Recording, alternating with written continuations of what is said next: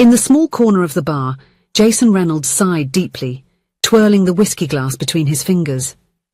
The dim lights created a cozy atmosphere, perfect for forgetting the frustrating day he had. At 32, he had already achieved more than many manage in a lifetime, not that anyone could guess by looking at his faded flannel shirt and worn jeans. Jason always preferred comfort over ostentation.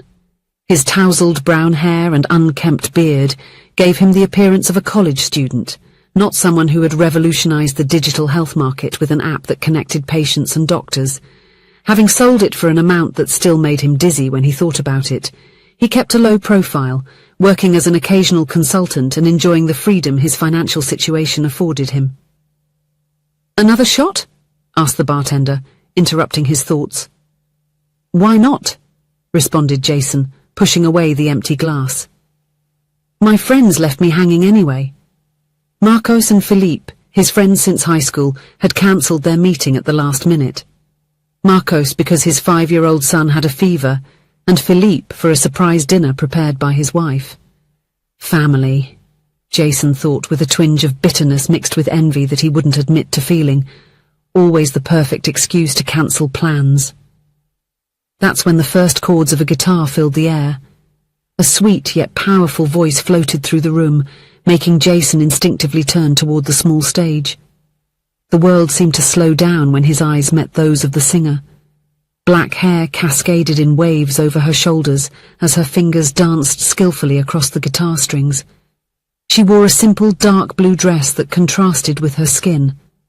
But it was her eyes, deep, expressive, and such an intense shade of brown that they almost appeared golden under the stage lights, that completely captivated Jason. A strange sensation spread through Jason's chest, as if something dormant inside him had finally awoken. It was a tingling in his stomach, a warmth rising up his neck, a fascination that prevented him from looking away. He who always scoffed at his friends when they talked about love at first sight was now experiencing exactly that, without any prior warning. The song spoke about deferred dreams and second chances, and every word seemed directed straight at him.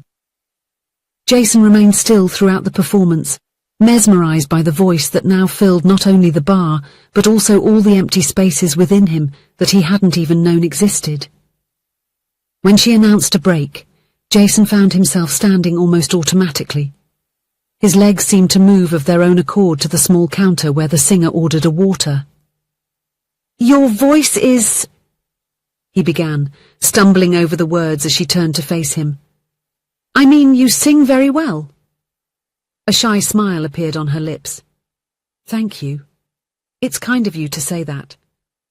"No, it's true, Jason bumped into a waiter passing by, nearly knocking over the tray of drinks. As he apologized profusely, he felt his face burn with embarrassment. The singer laughed, a melodious sound that left him even more enchanted. "I am Isabel Mirren," she extended her hand. "Jason Reynolds," he replied, holding her hand perhaps a second longer than would be appropriate. "Do you come here often?" As soon as the words left his mouth, he groaned internally. "Really, Jason? The most cliched pickup line ever?" Isabel smiled again, her eyes sparkling with amusement. "Actually, yes. Tuesdays and Thursdays for almost a year now." "Well, then I'm the one at fault," joked Jason, regaining a bit of composure. "I promise to make it up by attending all your shows from now on." And Jason kept his promise. In the following weeks he became a constant presence at the bar during Isabel's performances. After the 3rd show, he invited her for coffee after her performance. After the 5th, for dinner at his favorite restaurant, a small family bistro, nothing ostentatious, but with the best homemade food in town. Isabel was reserved about her personal life. She spoke fondly of the grandmother who raised her after her mother's untimely death, and how music had always been her refuge. She shared that she lived in a small apartment in the East End of the city, and that she divided her time between various activities. "I'm always finding ways to make money, Jason," she would say when he inquired about her day job. "Sometimes I work in my aunt's store, other times at the market near home. Music is my passion, but it doesn't pay all the bills." Jason, on his part, kept a simplified version of his own story. He mentioned that he worked in technology and consulting, without going into details about his wealth. It wasn't a lie, just an omission he justified to himself as protection against superficial interests. As the days turned into weeks and weeks into months, their relationship blossomed into something deep and genuine. Jason discovered in Isabel a dreamer's soul, yet with her feet firmly planted in reality. She was pragmatic without being cynical, optimistic without being naive. On Sunday mornings, they would walk together through the city park, sharing a coffee while watching families with children playing. On Friday nights, after her performances, they would talk until dawn about books, movies, dreams, and fears. It was during one of those dawns, watching the sky change from black to blue-pink through her apartment window, that Jason realized. He was completely and irrevocably in love. Isabel had fallen asleep with her head on his chest, her hair spread like a dark fan against his shirt. On the coffee table rested the notebook where she composed her songs, full of scribbles and notes. On the wall hung a painting by her grandmother, the only thing of value she owned, she had mentioned once. Her apartment was small and modestly furnished, but impeccably clean and cozy. There were plants in every window, books on every available surface, and a worn guitar that, according to her, had accompanied her since she was 13. Jason observed every detail with a tightness in his heart. He wanted to give her the world, but he knew Isabel was too proud to accept extravagant gifts. Even when he suggested dining at more expensive places, she insisted on splitting the bill or suggested more affordable alternatives. That morning, as he watched the rising sun paint her sleeping face with golden hues, Jason made his decision. He wanted Isabel in his life permanently. He wanted to wake up like this every day, with her in his arms, safe and loved. "Have you lost your mind?" exclaimed his friend Marcos, almost choking on his coffee. "You've only known each other for 4 months. Jason had invited his 2 best friends to lunch at a quiet restaurant in the city centre, where he shared his intention to propose to Isabel. "When you know, you know," Jason replied with a serene smile. "I've never felt anything like this for anyone before." Philippe, always the most cautious of the 3, placed a hand on Jason's shoulder. "We're really happy for you. We just want to make sure you're not rushing into anything. You barely know this girl." "I know enough," Jason insisted. "She's genuine, hard-working, talented." "And does she know about your financial situation?" Marcos asked directly. Jason looked away. "I haven't gone into details about this yet, but it doesn't matter. She is not the kind of person who cares about money." His friends exchanged skeptical glances, but Jason remained steadfast. He showed them the ring he had bought, elegant but not too ostentatious, and shared his plans for the proposal after her performance the following Friday. "At least come meet her first," Jason suggested. "You'll understand when you see her, when you hear her sing."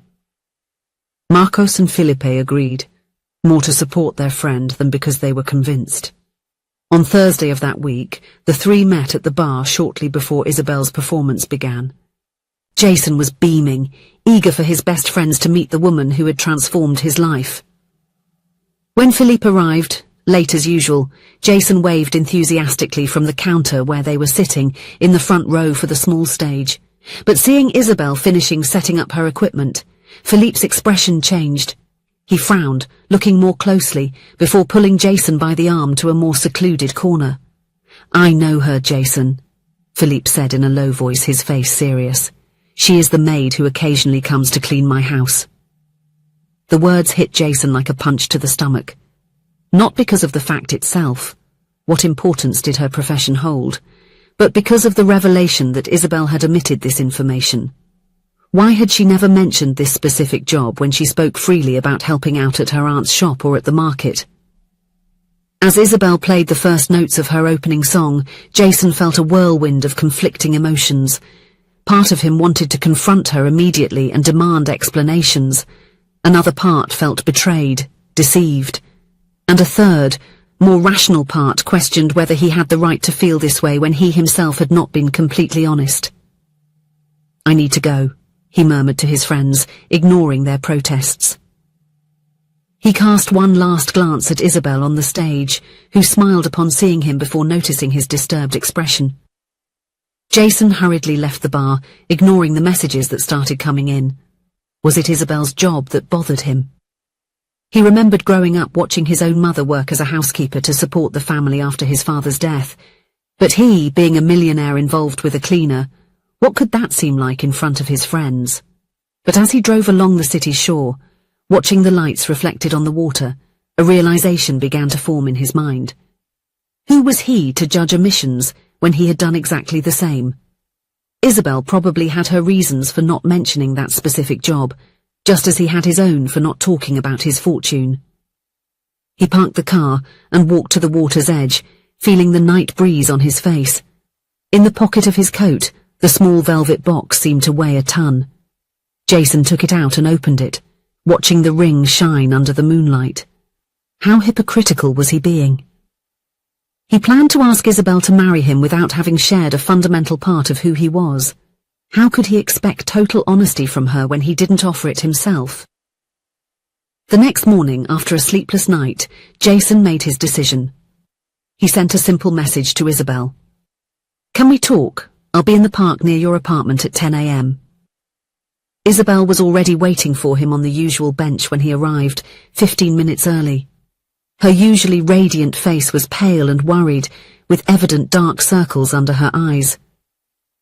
"You left so abruptly yesterday," she said as soon as he sat down. "Did something happen?" Jason took a deep breath. "Filippo recognized you," he said simply. "He said you work as a cleaner at his house." Isabel's cheeks blushed intensely, and she averted her gaze to her hands, which twisted nervously in her lap. "I was going to tell you," she murmured. "I was just waiting for the right moment." "Why?" Jason asked, more curious than accusatory. "Why mention other jobs but not this one?" Isabel looked up, a mixture of shame and defiance in her eyes.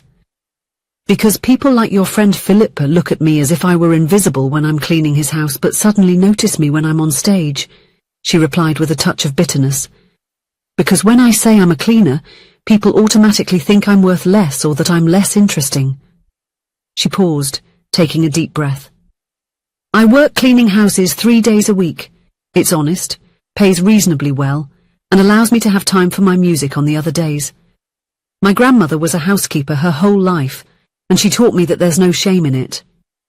But she also taught me that the world isn't always fair in the way it judges certain jobs." Jason felt his heart tighten. How much of Isabel's behavior, her insistence on paying her share, her discomfort with expensive gifts, her hesitation in accepting invitations to more upscale places, came from the fear of being judged or seeming opportunistic?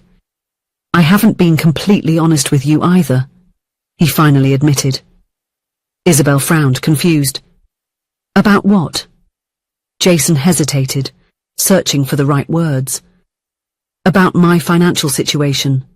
I am not just a technology consultant, Isabel. 7 years ago I created a health app that revolutionized the market. I sold it for an amount that, well, that allows me to live comfortably for the rest of my life, let's say." Isabel's eyes widened in understanding. "You're wealthy?" she asked, her voice almost a whisper. Jason nodded, watching her reaction closely. "And you didn't tell me why?" she continued, a new understanding dawning in her eyes. "Did you think I would be interested in your money?"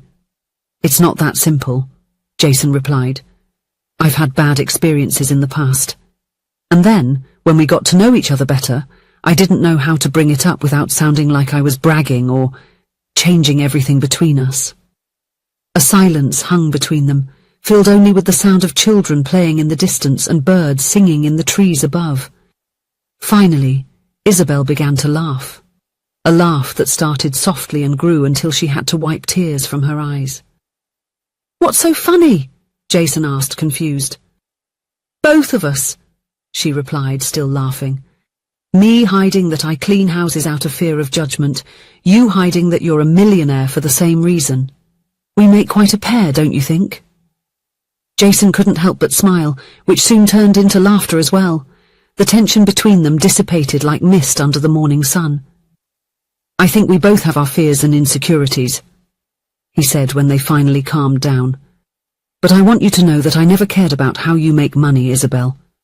I fell in love with the woman I saw on that stage, yes, but also with the person I discovered in the following months, determined, kind, talented, and down to earth." Isabel smiled, her eyes shining with emotion. "And I fell in love with you, Jason Reynolds, not for your money or position, for the man who is moved by my songs, who remembers how I like my coffee, who discusses literature with me until dawn, and who never, not even once, made me feel less than his equal." Jason took her hand in his, feeling a certainty he had never experienced before. "I had plans for last night, you know," he said, taking the velvet box out of his pocket. "It wasn't how I imagined doing this, but maybe it's even more perfect now." Isabel's eyes widened when he opened the box, revealing the ring. "Isabel Mirren, with all our secrets now exposed, with all our imperfections and fears laid bare. Would you do me the honor of becoming my wife?" Tears began to stream down her face as she nodded vigorously. "Yes," she replied, throwing herself into his arms. On the horizon, the morning sun bathed the park in golden light, symbolizing the new beginning that unfolded before them. A beginning built not on omissions or appearances, but on the truth of who they really were. Because in the end, life rewards not those who pretend to be perfect, but those who have the courage to love with honesty and be loved exactly as they are. If you enjoyed the story, please leave a comment with a rating from 1 to 5 to show how much you liked it. Also, watch the video that is now appearing on your screen. See you soon.